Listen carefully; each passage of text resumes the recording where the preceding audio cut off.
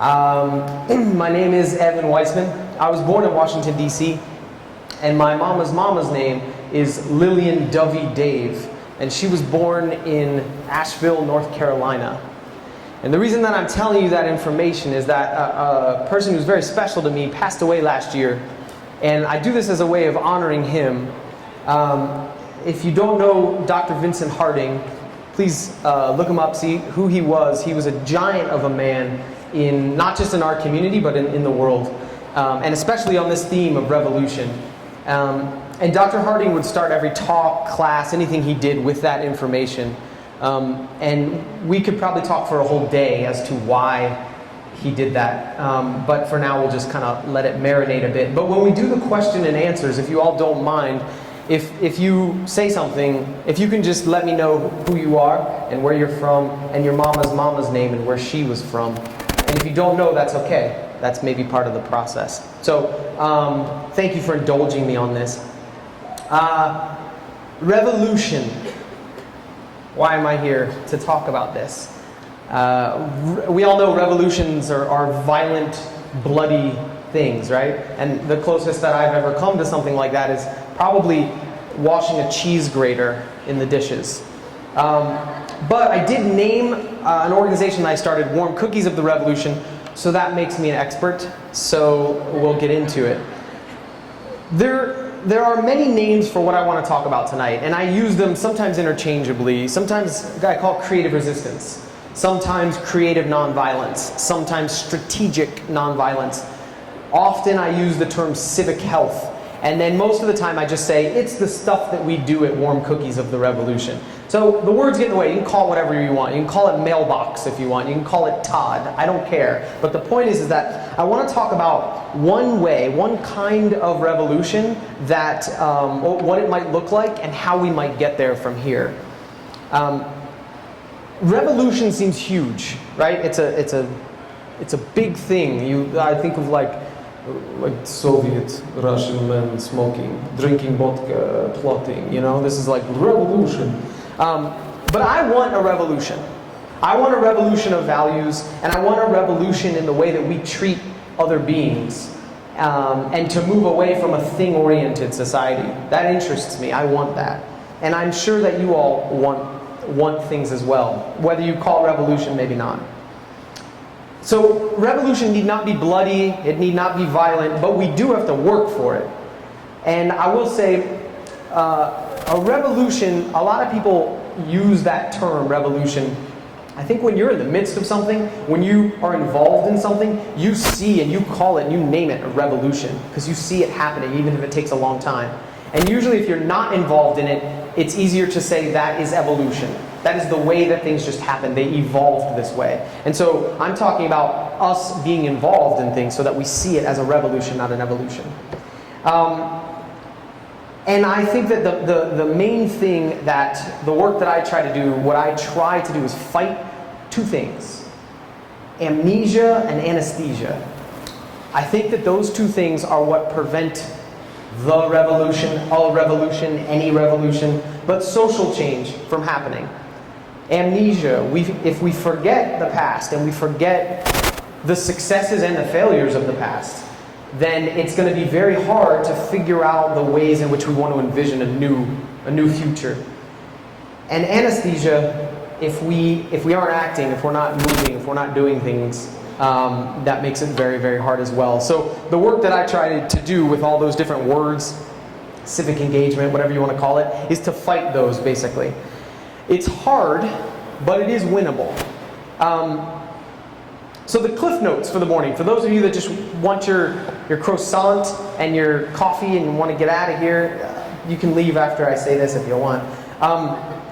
We all have the capacity to be creative, and we have to exercise that creativity, and we have to use it for the common good. Okay, and that sounds pretty tame. It's cutesy, like, oh, we can all be creative, and you should love everybody, right? But underlying that, in my opinion, those are countercultural notions, things that go against the society that we think about. So, one, we all have to be creative. Excuse me, that is not what I meant to say. We all have the capacity to be creative. So I said all, and I said creative, and I think those are countercultural. We have to exercise our creativity, and that means we have to do something. And then, and you know, this would be, I should say, they let me know that the light on sunny days washes this out, so I have no slides or video for you, but this would be an awesome time, because I just said 1, and then 2, and there could be like fancy lists, and it would fizzle away, and I'd have a unicorn and all sorts of stuff. So imagine, use your imagination.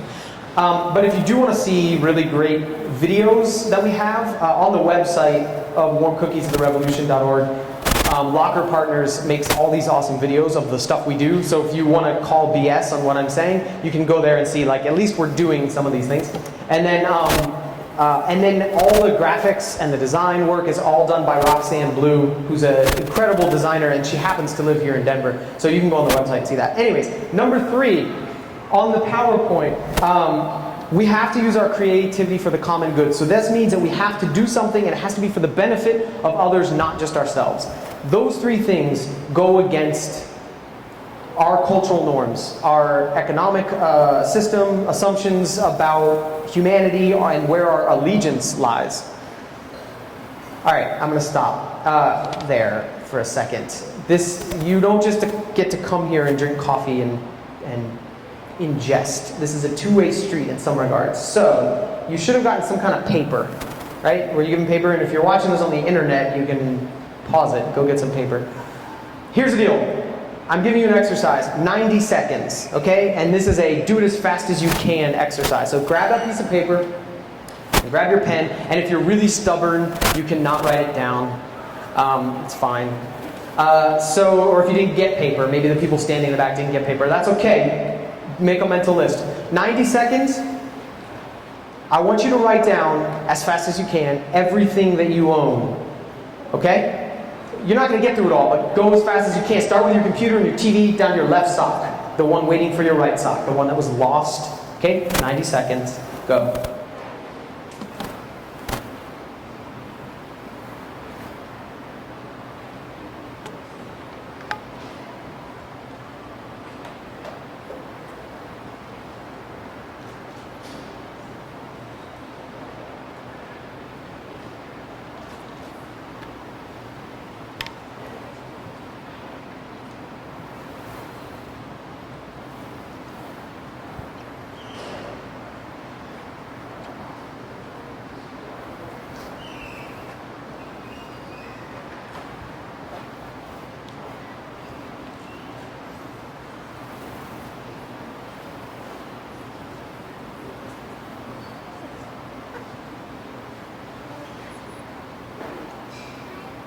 Don't forget about that other thing.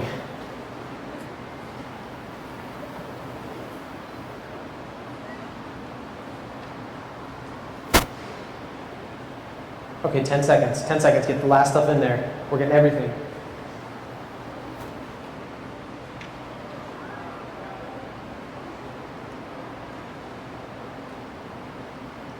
Okay, stop. Pens down. Pens down. No cheating. Heads up. Eyes on me. First thing I want to admit something to you is I lied. I didn't actually time you 90 seconds. I was just kind of guessing. Okay. Shout out to me. What are some things that we have? Car. Clothes. Bow tie. Radio. Journal. Vitamins. Okay, what's like a weird thing? Weirdest thing someone wrote down? Guitar. Yarn. Coasters. What was that? Traffic light. Sorry to the people in the back. I can't hear you if you're yelling. Okay. How many people wrote that street out there? Or any street? How many people wrote a park? Library. Post office. Water system. You can see where I'm going with this? Okay. So that right there, that's all of us. We all do that. That is the difference between having a civic mindset and having a corporate mindset. And we all grow up this way. Very few people would write down parks and libraries and things like that. And that is one of the principal reasons that I do the work that I do is to try to infuse a little bit of that into us. That we need to think about what it means to be civic, what it means to be in community with each other. And this isn't even a political opinion. It's not about, oh, I like taxes, or oh, I hate taxes, or something like that. We are in community with each other. And having an idea of shared ownership would change a lot about our culture and how we view how things happen. So another example of this is my nieces and nephews. They would know and have known, they've showed me before, they know when the next iPhone release is going to be. They'll know that. A lot of you probably know that too. Or the last iPhone that came out. What was special about that? Or different? What was different about that? There were two sizes, right? There was like a bigger one, right? Most people in here know that. Now, most people in here may or may not know what just happened in the city council elections, right? Maybe if you're kind of following along. Or what the budget priorities for the city are. And my nieces and nephews, they sure don't know that. They are dumb, though. My family are idiots, so they're not a good example of this. But you get what I'm saying. And the last one I'd say is this. Every time that you go on the internet and you download a new app, I don't know what they're called anyways, iTunes, this type of thing, all of us get the contract, right? And you have to check the box, and then you press go. And not one person in here reads those contracts. Never. And if you even did read them, you just wasted your time, because what are you going to do if you don't like something? Can you put a red line through something? No. That is another example of this, we have given over the idea of a contract. If you and I, or we were going to, I don't know, you were going to buy the car from me, or you were going to buy something from me, we would negotiate a contract that was agreeable to us in some way, right? And I might be more skilled than you, and I might trick you. But it's not set up from the beginning that all power goes one way. And that's the same for buying cars, houses, and everything online. And we've given over a fair amount of power individually and also as a community to a corporate mindset. So this is getting very lecture-y, and that is not what I'm trying to do. So let me step back, because I'll tell you, I once went to a comedian. It was advertised as a comedy, and I went, and it was about 15 minutes of like carrot top style prop jokes and puns, which if you're into that, this guy was okay. Not my style, but he did that, and then after 15 minutes, he told the saddest, sad story you've ever heard, the saddest. And then he told us how he found Jesus Christ, and he needed all of us to pray with him right then. Now that might be the way that you roll, but it wasn't what was advertised. So I don't want to be lecturing to you on these sorts of things. So let me step back. My background as to why, I'll let you know what I was involved with, and then why I sort of started Warm Cookies and what we're doing there. So we started a theater company, Buntport. It'll be the 15th season coming up next year, which is crazy. And so we're not an improv group. For some reason, people think that a lot. We've never done that. We write theater. We make plays. And I sort of left a couple years ago to start this, but and it makes it easier to brag about what they're doing now, because I'm not a part of it. But it's great work, and it's original, and it's non-hierarchical. We would all direct, write, act, build the sets, clean toilets, a little bit of everything. And the aesthetic that we worked with there is making a lot out of a little, which I bet a lot of you are creative folks, and you know this idea of limitations and obstructions are springboards to creativity. You know, if you can only go one path, well then you can think of many. And we sort of put that on display. We'd make a table turn into like 50 different things. That's kind of how we made our shows. And so we had a lot of success there. We would get lots of people would come, young people, hip folks on Tuesdays and Wednesdays. They'd come to a sitcom that we're doing, or some sort of dumb, funny, silly thing. And lots and lots of people came. At the same time, I was involved in a lot of civic and community issues, here locally and nationally, on really important stuff. Like crucial stuff that I think everyone would agree is important, regardless of your side of the issue. And no one shows up. Or if they show up, it's the usual suspects. Why?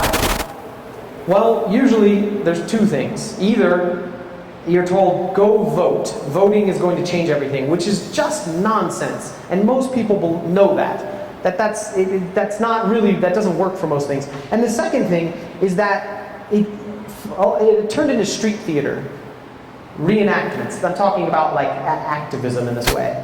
It's a lot of hey, hey, ho, ho, we don't like this thing and it has to go. And you just replace what that is on your different issue.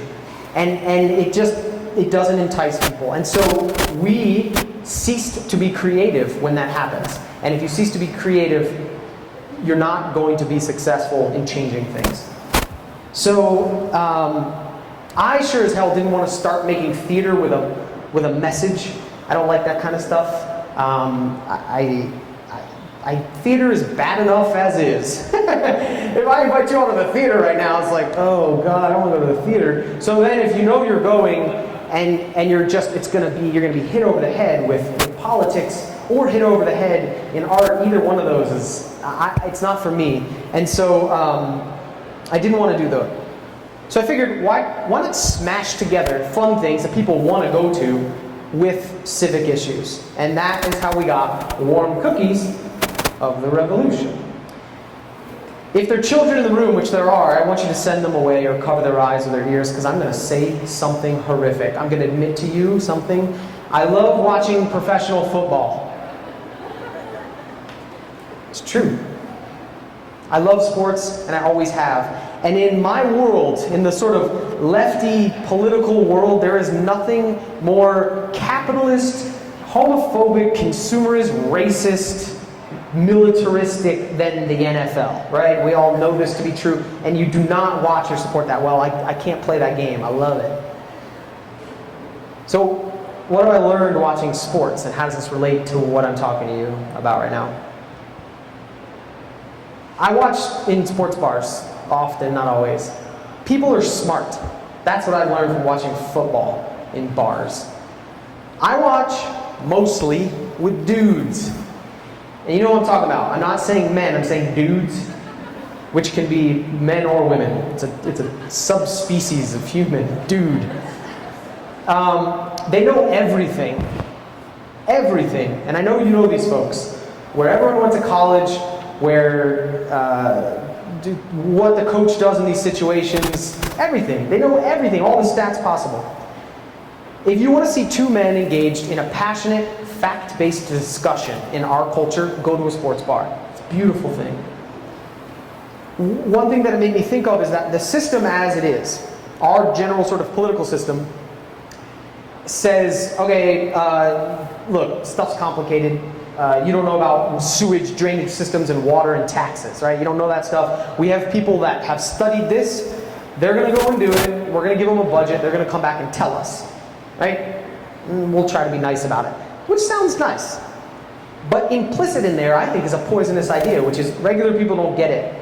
They don't get it, and they're dumb, and they don't care.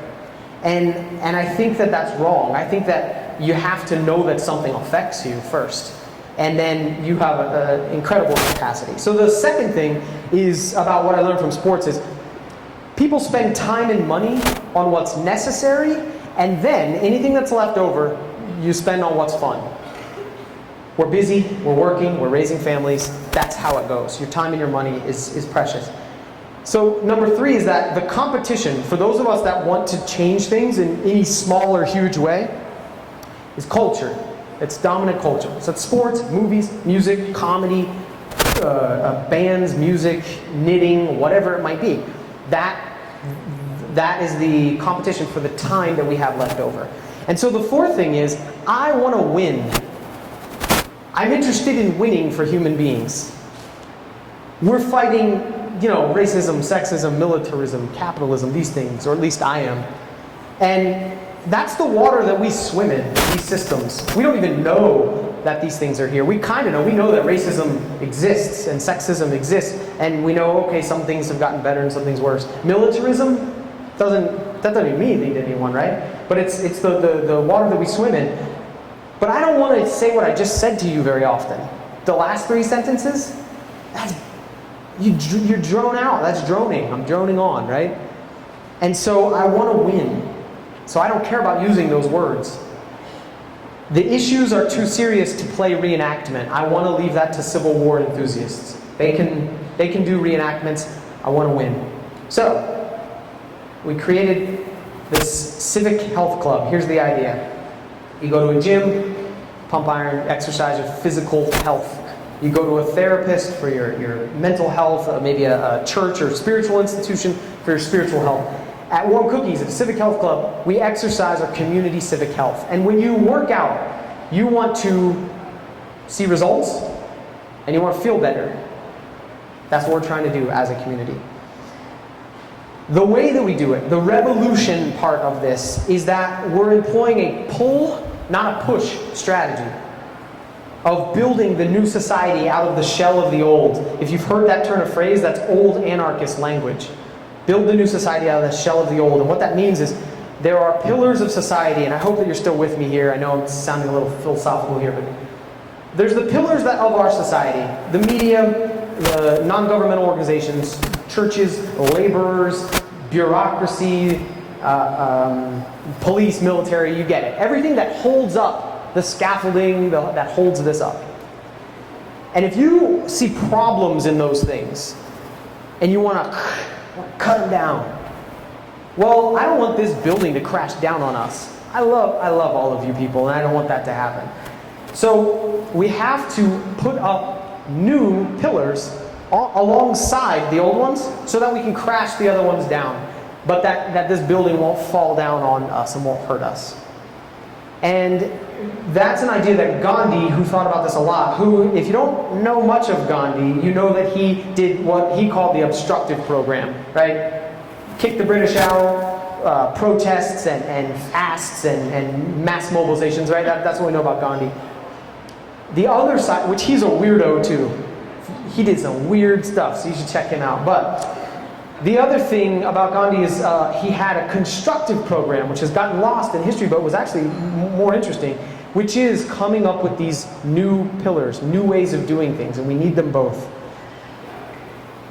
Scientifically, or I should say statistically, data-wise, now there are folks who've been looking at civil resistance revolutions, violent or nonviolent. When do they work? And the main thing that people are finding is success is dependent on participation. I'm talking big stuff, overthrowing dictators and seceding from countries. The number one reason that these things work is if you can get participation from the most amount of people. So the idea of just young people running in the street, breaking windows or doing whatever, that's fine. But if there are ways that you can get it so it attracts other people as well, more success. We're not just passengers. We're crew, we're the pilots, maybe we're like a jerk TSA agent that doesn't allow you to bring a water bottle on, but we're not passengers on this little trip. And my friend says you don't learn to swim by reading a book. And so we have to jump in and we have to figure out how to move towards our hopeful future by fostering our creativity. So we have to exercise our creativity for the benefit of everyone, because our liberation is tied up in the liberation of others. That I firmly believe, and I think history has shown that these systems that we have, the onus is not just on someone who is feeling the brunt of oppression the most. It's not up to them to only fight for themselves and their own liberation, because we're tied into that system. We learned that in the civil rights movement in this country. White people were imprisoned and still are imprisoned in the same system that, in a worse way, imprisons people of color. Okay, that was about as serious as I wanted to get right there. Sorry about that. I'm going to give you just some examples of things that we do, and then we'll get to a question and answer. And again, sorry, no PowerPoint or video for this, because there's some really great designs. We do a tax day carnival, which is exactly what it sounds like. Tax day is a national day of mourning, right? Everyone hates taxes, that day sucks, you don't want to do it. But in theory, it's supposed to be the day where we put our morals into practice. And if your morals are, I don't want to fund anything, I have a libertarian view, great, celebrate it. If you think, oh, I want to fund schools and hot water or whatever, great. But we should do that. So we said, So we had ice sculptor and magician and belly dancer and all sorts of circusy things. And then we said to the tax-related folks, we said, listen, boring old accountant person, you can't come and just talk about your boring blah blah. We're gonna make it so you have to come up with something fun and interesting. Carnival games. So that's what we did for that. Stupid questions, stupid talents. That's another program. We asked the question, where does our poop go when we flush? Good question. And we thought about it, and we said, well, I don't know, but it's magic. That is magic that I just poop and it goes away. So we had a great magician there, which was fun, and then we had people come and talk about how our wastewater works. And then we got people from the audience could do little stupid tricks. It's fun. Bring your government. We've done a few different times in a lot of different ways. Basically, we invite everyone to come build a Lego city together. Work together with your neighbor. Let's build a city how we want. And you'll hear pitches from people of their ideal versions of government. Think huge. And people could shoot you down and tell you it's a really dumb idea. That's fine. But think big. We have to envision new ways of doing things. The Reconstructionists. We celebrate badass women in the community. We've got women in our community who own businesses, who are mothers, who clean houses, who do all sorts of things, and we need to celebrate them past and present. And so we make a digital and a regular scrapbook, and that's been a lot of fun. The intergenerational show and tell mixtape, that has been great. We did it on GLBTQ life, on civil rights. Basically, you come and you bring a song that represents your generation or your experience, and or an object, and we do show and tell. This is an object that explains where I am, and so we make a mixtape. And it's a great way to get to know folks of different generations. Eco-disaster fashion show, that's what it sounds like. We had a fashion show, and the designers were tasked with designing for when the eco-disaster comes. And again, we have groups there that know about the issues, so it's kind of a slow wade into the water. You're not going to be overwhelmed. It's not a political lecture.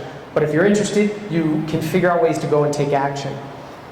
Game night, we played poker and talked about the influence of money on politics, but we didn't actually talk about it because everyone sort of knows that. We showed it. We played poker, we changed some rules to see, wow, if you start with a lot more money, you are going to win. We did Monopoly, we changed some rules. That was super fun. We said, come up with any changes you want, and people came up with crazy changes, which is a lot more fun. Monopoly is a boring game. I thought it was fun growing up. I don't know if you played in a while. That game is boring, so change the rules. A couple more here. Joy and pain of labor. So we talked about, labor, this kind of labor, and then also work labor. Not pumping iron. That was me lifting a box. So we talked about both of those things. The huddle is the one I kind of alluded to, which is in sports bars. And we talk about sports and civic issues. And that's been incredible. Again, that's why I started this, really. So even the times we've only had a few people, get like 20 people in a sports bar, and we're watching a game at halftime, we're talking about deep, heavy issues. It's great. But only for halftime. Civic Stitch and Bitch. That we've done a number of times as well. It's great. We can talk about all sorts of issues: immigration, sex offenses, legalization of pot, anything that you can think of while you're stitching or drawing or whatever it might be. So upcoming, and I'm almost done here. Upcoming, I'll tell you a couple things coming up. On Wednesday, if you want to see what we're doing in the easiest way, the most non-creative way, but still kind of fun. On Wednesday at the McNichols building at 6 p.m., we're doing our Sunday School for Atheists. We've done that numerous times on forgiveness, obedience, thou shalt not kill, welcoming prisoners back into the community. So you can see these are some of the topics. Body image, that was a great one. We're doing this one on love. And all this is we'll come in, we're going to do like a G-rated spin the bottle to get people talking. And we're going to talk about love using the ancient Greeks. They had 6 words for love. I used to hear it was 3, then I heard 4, and now apparently there's 6. I think people are making them up now. But we're going to look at all the different types of love, and we have like a lightning round of people. We've got someone who works with folks with special needs. We have a guy who bathes and takes care of bodies of people who recently died. We have an older couple that's been in love for a long, long time. We have a sex worker. We have folks involved in polyamory, all these different things. So they'll just talk for like 2 minutes, and then we'll break into groups and chat about love. And can we put love into our community? Does that just sound cheesy, or is that real?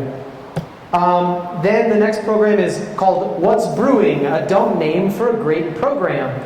So we're getting beer brewers, a sake brewer, and kombucha brewers. So you can come, taste all their stuff. And we're looking at two sort of brewing ideas of how to fund things in our community. One of them is super hip right now, and the city is doing it and the state is doing it. It's called social impact bonds. A lot of people really like them. I actually am very skeptical, but we need to know about them because they're happening. The second thing is participatory budgeting, which I would love if Denver became a city that did that. I think it's one of the few ways we could actually try to stop gentrification. Anyways, then we're going to do something on spying in July. I won't explain that more. You can go on our website. And then the last two things are in September through December, we're going to be doing a creative in residence at the Denver Art Museum. So on the 3rd floor freight elevator, next to the freight elevator, we're going to be there doing some of the things I'm talking about. We're going to try to show some of those things in a creative way. So come on up. And then the bigger thing that we're doing is this next year, starting in July, we're going to have the opening ceremonies. And then October through August, we're going to do something called the Stompin' Ground Games. And this is going to be a year-long neighborhood Olympics. So we're going to be in a different neighborhood every month. So you're going to come because you're going to see the best fashion designers, cooks, comedians, street artists, lowrider designers, whatever it might be. You're going to come and see a competition of these folks repping their hood. But you're going to learn about the neighborhood history and current issues that are going on in the neighborhood and ways you can take action. So if it were here, if we're at the source, you'd come and there'd be some funky, fun thing, but you would learn all about what used to happen around here, what's the culture like around here, and current issues, which there's tons. Make sense? Stomping Ground Games, please come and do that. That's our main thing for the next year. I want to thank everyone who made today possible and for inviting me to come. Thank you all for listening to me blah blah there. And I'm happy to take your questions, hear your thoughts, just rap, or we can not talk if you don't have anything you want to say. Thank you very much.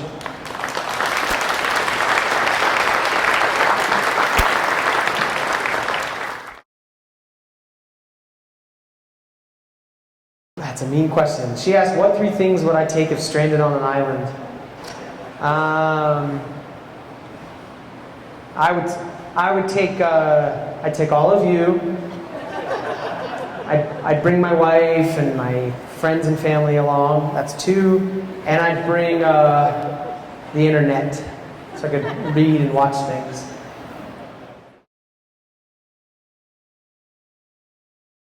How I would come up with the name of the organization. I've been involved in 2 groups now with really dumb names, and I don't have good stories for either of them. Buntport was a misheard word for Kenny Bunkport. It was misheard from The Simpsons. It's very stupid, like an inside joke turned into a company name. And then Warm Cookies of the Revolution. There's a lot of things behind it. I love warm cookies and I want a revolution. And that was a big part of it. I think hopefully it gets across the playfulness and dealing with more serious issues. I think I wanted it to be a kind of questioning. Warm cookies of the revolution, like what the hell does that mean? So yeah, I think that's, what do we take with us on scary things or on the revolution? What can be comforting? What do we want? I think there's a bunch of things go there. I don't know, I was just in a mood. I think that's the answer. And no one was around to say, that's not a good idea. That's a long email and website address. So Dr. Vincent Harding, he would do that, and like I said, we could talk for a while on that. I think that he would do that, and I'm doing that just to honor him because I think it's a wonderful way to, which actually I wasn't making you all do. Not good at it. I think it's a good way to get to know folks. I think it honors our history, specifically it honors women in our lives and the matrilineal side, which traditionally has gotten lost. I think it tells a lot about the stories from where people are. If you learn where someone's grandmother was from, you might, just in that, be able to learn a lot about their perspective, and you can get into a lot of different issues, and know where someone's coming from. So I think that that's the main reason that I do that is to honor him, and usually it works better in smaller settings, and it's a way to actually just converse. But yeah, I think that that's the main thing. Is it really is a way to sort of connect with folks, because when you do a lot of this work of trying to deal with tough issues, you face static, and it's harder to oppress someone if you know them, or harder to it's harder to think of the internet. You know, I put my video on, and then you go on and you're like, you should die, that was the worst thing in the world. That's the furthest example of like being alienated from each other. If I know you, and I know about your children and your dog and whatever, then when your dumb political idea comes up, I'm not going to tell you to die. I'm going to be like, wow, that's interesting. Do you want to get a coffee together? You know, I think there's a spirit of that. That's a good question. How do you sustain energy and passion for this work? For me, it's very hard to do this kind of stuff not in community. And I struggled with that for a long time. I had community artistically, and then I know people in the sort of civic-y world. But when I was younger, I haven't done it as much now, but I've been a war tax resistor, which is like way lefty, like, dude, you're crazy, you do weird stuff. And I know people who had done that, who are mentors of mine, but they lived in community, they live below a taxable level, they share resources, they dedicate their lives to service, and they're beautiful people. And it was hard for me, and it's hard to do just in a real mathematical way. But I think you have to feed off energy from each other. I also think, in a real way, you have to have purpose. And that purpose, like, you might love not your job, you might love what you do outside your job, and that's cool. And it's like, I go and work for 8 or 9 hours, and it's fine, and it helps me pay my rent, blah, blah, blah. And then when I go home, I do stuff. And that's a cool way to live. You might have a job or a life or a calling that is the way that you live your life, and that doesn't. There's a million ways you can do it, but I think you have to have that passion, and you have to have some kind of purpose to know where you're going. And then I think that can feed itself. But it's a good question, because everyone gets burnt out, and then you feel like you suck at everything, and then you feel like it's stupid, and why are you doing this, and blah, blah, blah. And I think connecting with history, to know that there have been lots of people who've tried to do things and who are working for a similar end in some ways, and there are a lot of people now. I think that's, I don't know, I feed off of that there's just so many beautiful people doing great things. Even if they're being mean to you at the moment, or they don't know that they're on your side, they're on your side. I find that a lot. At the theater, there's a soup kitchen that opened up a couple years after we were there, and there are a lot of folks around there and who I find are the biggest problem, beyond obviously housing and lots of other things, but at a deeper level, a lot of these folks feel friendless, and I think that can kill you. So I think trying to be friends with friendless people that's a hell of a thing to try to do if we can. I don't know. Does that answer your question? I don't know if it does. Okay.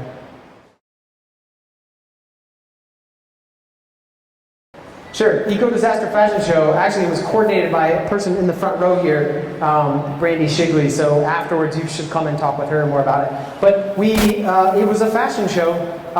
So you came and you saw fashion made by a bunch of different designers. One was, I think she was maybe 12, the youngest. She was awesome. So all these different folks, and they each took a different potential ecological disaster as their inspiration. And then they thought about, well, what would we wear if the sun is, destroying our skin, or it's flooding, or whatever it was. And so they made the fashion for that reason, and then most of them, or a lot of them, were out of very sort of ecologically appropriate materials.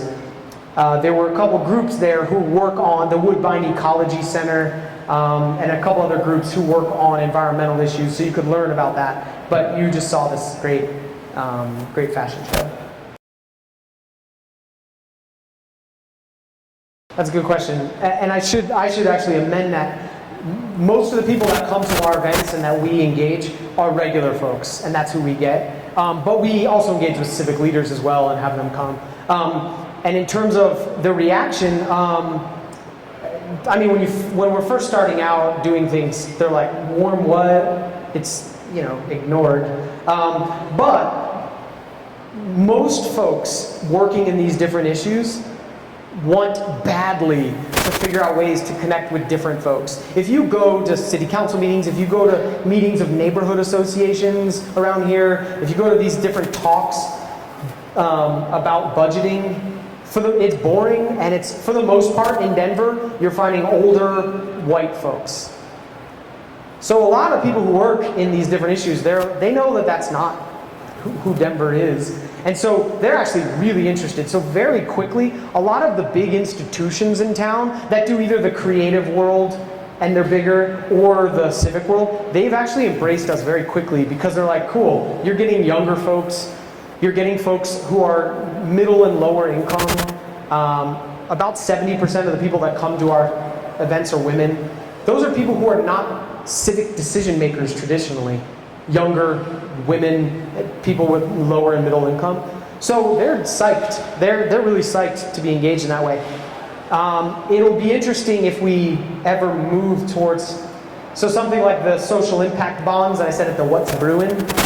I'm really skeptical of that. And like the people who run this city and this state, who are sort of like moderate to liberal Democrats, who are kind of the majority of Denver, they're really into it. So I might rub them the wrong way, but in a way that's like, maybe it's fun, it's good discourse. I don't know if that answers your question, but I think mostly people who are coming are regular folks, and then civic folks they're down. Good, cool. Okay, thank you all so much. Warm Cookies of the Revolution, check it out.